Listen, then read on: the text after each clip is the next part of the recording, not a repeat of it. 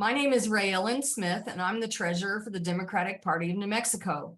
I'm really excited today to be joined in our July episode of our monthly newsletter, The Blue Opiñon, by two leaders of New Mexico's State House of Representatives, Majority Whip Reina Szczepanski and Representative Linda Serrato, both of Santa Fe. These legislators have been fighting for our democratic values for years and have been at the forefront of defending reproductive rights and abortion care in New Mexico. This past legislative session, both were among the sponsors of House Bill 7, the Reproductive and Gender Affirming Care Act. We'll hear more about this bill and other actions that have been taken to defend choice in our state, in addition to some of their thoughts on the continued fight for these fundamental rights. But first, I want to tell you a little story about me. In 1975, when I was 19, I found myself in a very tough situation. I had to make a difficult choice, and I decided to get an abortion. Ironically, I wasn't able to get one here in New Mexico. I couldn't find a provider. So I went to Texas, and my family helped me through my situation. Knowing I was able to make my own decisions about my health care has been at the forefront of my activism and my work in the Democratic Party ever since. I'm very sad that my adult daughter has to fight this all over again. Women need this right, and I'm grateful to live in a state that supports these values. New Mexico overturned our state's outdated abortion ban in 2021. Why was it important to do this even before the U.S. Supreme Court overturned the protections of Roe v. Wade with last year's Dobbs decision? You know, I think it was especially poignant that one of the first all-female, or majority female House chambers in the nation, I think we're one of two in the nation, was able to overturn such an antiquated law that had to do with so many lives and women's lives and pregnant people's lives in the nation. When the ban was passed, it was obviously significantly more men. I believe there was 2 women in the legislature at the time. And then we had completely shifted that. So, you know, it doesn't surprise me when it happened. What's interesting to me is you look right next door at Arizona, and they hadn't overturned their ban that they had. And one of the big news items when they were coming into 2023 was, will they be able to overturn this in time before their ban goes fully into effect, however that works there. So there was no gap in rights and healthcare in New Mexico. Here, you knew the rights you had even before the United States said anything else, that in New Mexico, you're safe to make the healthcare decisions you need to make.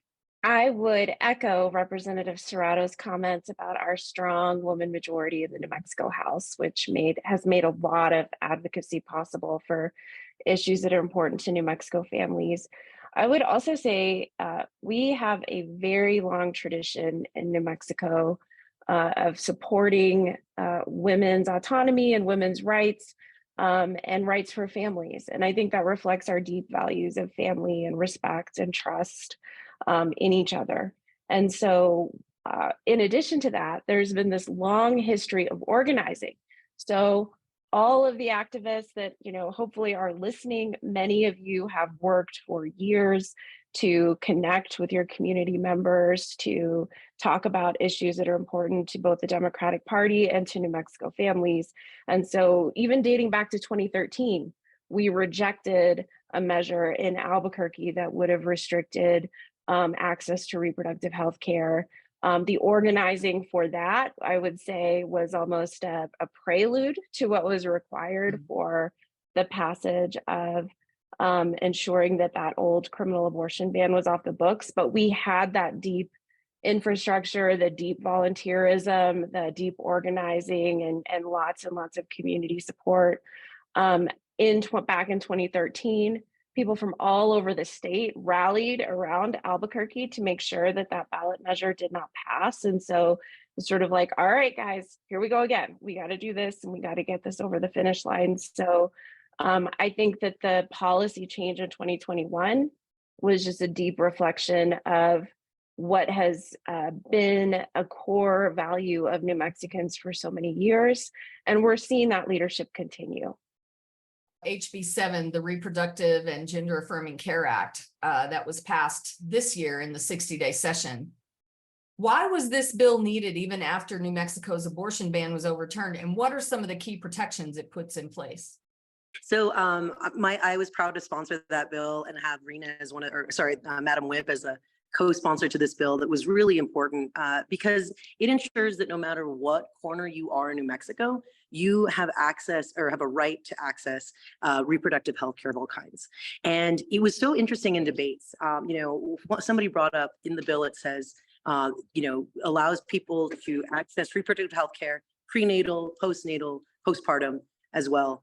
And I had a Republican male senator questioning me about what postpartum was and everything like that. So I described a procedure I had, and I've never seen someone turn red and be uncomfortable so rapidly. And it's exactly for that reason. There's so much misunderstanding about what a doctor and a patient discuss when you're pregnant and when a person is pregnant. And it's so important that, ignorance or confusion about those issues doesn't get in the way of a person's access to that. So if you live in, Edgewood, for example, and you get healthcare in Albuquerque, you're not scared that your county is going to take action against you. And if that does happen, as we've seen come up in Edgewood in particular, a place where people do frequently go to Albuquerque for healthcare, we have now a legal leg to stand on and a place to say that individual counties cannot create more restrictive policies, making it harder for people to get healthcare in a state that it's already hard to get healthcare in the first place. I would add that we have a long tradition in healthcare generally of regulating that access and the rules around healthcare at the state level. So House Bill 7 reaffirmed that and set that firmly in place for reproductive healthcare and gender affirming healthcare. It was amazing to see Representative Serrato arguing this bill on the floor. We had an amazing group of all women of color co-sponsors on House Bill 7. Such a critical piece of legislation. One of the ways that reproductive healthcare has been limited across the country is by step-by-step county and city restrictions on abortion healthcare. So the first bellwether of that being the legislation in Texas, that started, a lot of people don't realize this, that started at the city and county level. And so you had conservative counties passing restrictions that then were tested at the state level and went to the Texas Supreme Court and then ultimately to the US Supreme Court. Those restrictions are exactly what we are trying to prevent. We don't want a patchwork of healthcare. It's already hard enough to access healthcare in our state. And so putting House Bill 7 in place makes sure that we have a uniform set of rules, a uniform set of the way that you can access healthcare across the state, no matter what county or city you live in. I think that's just so important because, like you mentioned, Texas did that, and it could be what I like to call death by 1,000 cuts, right? There's one cut, another cut, and pretty soon you've lost all control of it, and it just keeps evaporating. So I think that's really important. I love that bill. It was one of the best things we did this session, I think. I know that some states have some, I would say, interesting laws that would punish people for leaving their state and coming to New Mexico to get an abortion if their state doesn't offer it. How does New Mexico protect them? One of the important pieces of legislation this session was Senate Bill 13. And what that does is it protects both privacy and safety of providers and patients. It's interesting in this rapidly evolving climate nationally of access to reproductive health care that is changing almost by the day based on legal decisions by state Supreme Courts and other challenges that are happening. We knew one thing, that we wanted folks from all over the country to be able to access healthcare. And if that meant that they needed to come to New Mexico and access services here, we wanted to make sure that those records would not be available for criminal prosecution in their own home state. We also wanted to make sure that our healthcare providers are protected. Healthcare providers should be making choices based on the best standards of medical care for the patients as allowed by law and as they have been trained. And that means in New Mexico, providers can look at a patient and make those decisions with them and not be limited by fear or concern that they would be subject to prosecution or lose their licenses potentially if they're licensed in other states. So we have sort of been methodically approaching this issue to make sure that patients and providers and families are protected. I think it's also important to humanize what's happening. When the Dobbs decision came out, there was talk that there would be this new underground railroad. And I think people said it, kind of not in jest, but that is an extreme example. The truth that's happening right now is that people are scared to bring their cell phones with them on 10-hour, 24-hour plus drives to come to New Mexico. They're scared to get healthcare in other states. And as we've seen so many times, the wealth of our state is in our people and our givingness, and what we see is our responsibility to others. And so, we see New Mexicans step up and offer housing and things like that. We see that, they offer cell phones for folks. We do not want people to fear that once they get into this state, that there is any distrust or any moment that we are no longer supporting them. Healthcare is a right, and in New Mexico, you have a right to get that. So, we understand that we have this role, and I'll also say, one other aspect of this is that as the conservative wing claimed that we would lose providers left and right, and the truth of the matter is it's the exact opposite. Providers are coming to New Mexico because they know they can practice safely and they can provide the healthcare their patients need to have long-term success for their family planning better than other states can. And we are seeing an influx of people coming in because of that access. So SB 13, as mentioned by Madam Whip, is a key protection for providers, those from out of state, and even New Mexicans that are supporting pregnant people at this tender time. I know that the overturning of Roe v. Wade is still not popular with the majority of U.S. adults. I'm curious as to what you think is going to be coming up in the next few years in this fight about reproductive health care and gender affirming care. What do you think is going to happen? Do you think there'll be like a national ban? I mean, where do you think this is going? When I look at our senators and our Congress people that we have in place right now, they are fighting tooth and nail to make sure that we have access to this right. But all of us have seen decades of Republicans politicizing and polarizing around somebody's personal healthcare decisions during very scary moments of their lives. The difference between a pregnancy as planned and an emergency C-section, as I've experienced, is momentary. And it's this moment, for me personally, I looked in my husband's eyes and I said, okay, everything's shifted. This is what we expected. For us, that resulted in a successful birth. We're very lucky. That's not always the case, and doctors need to make that decision. So Republicans making this a political issue is a dangerous thing. And they're, to a certain degree, and I hate to use this, but they're almost like the dog that caught the car. They don't know what to do with it. So I think they know that they're in very dangerous waters right now, proposing things, and even in conservative states, those things being voted down by ballot initiatives in Kansas, Kentucky, other conservative states where women and pregnant people are saying, hey, we want access to healthcare when we need it, when it's scariest. I think what we're going to be seeing across the country is further attempts to restrict access. So that's going to look like attempts to restrict access to medication abortion. We're already seeing that, access to the actual pharmaceuticals for those medications that are used in the majority of early stage abortions.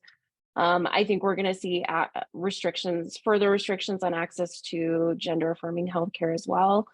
I think for New Mexico, the real challenge is holding our space as a safe harbor, as a beacon for the country in terms of what it looks like to respect families and empower their healthcare decisions. I think it also is a huge challenge for us to continue to improve our access to healthcare broadly and access to reproductive healthcare.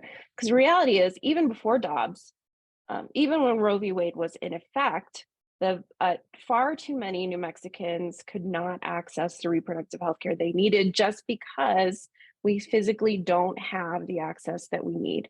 And so that, to me, is also the ongoing challenge that is brought by this influx of folks coming in to access care they need from other states, is how do we make sure that New Mexicans can access the healthcare that they need, and how do we expand on that access? And at the same time, maintain our leadership as a beacon for the country at what it looks like to provide care like this. We all know that Donald Trump appointed 3 of the Supreme Court justices who voted to eliminate the federal protections for choice. And 1 year after that Dobbs decision, how important do you think it is that we continue organizing and standing alongside our allied organizations. We didn't win these fights in New Mexico because we suddenly had the votes. We won these fights in New Mexico because of the day-to-day organizing, communication, presence in community that supporters of reproductive health access have done.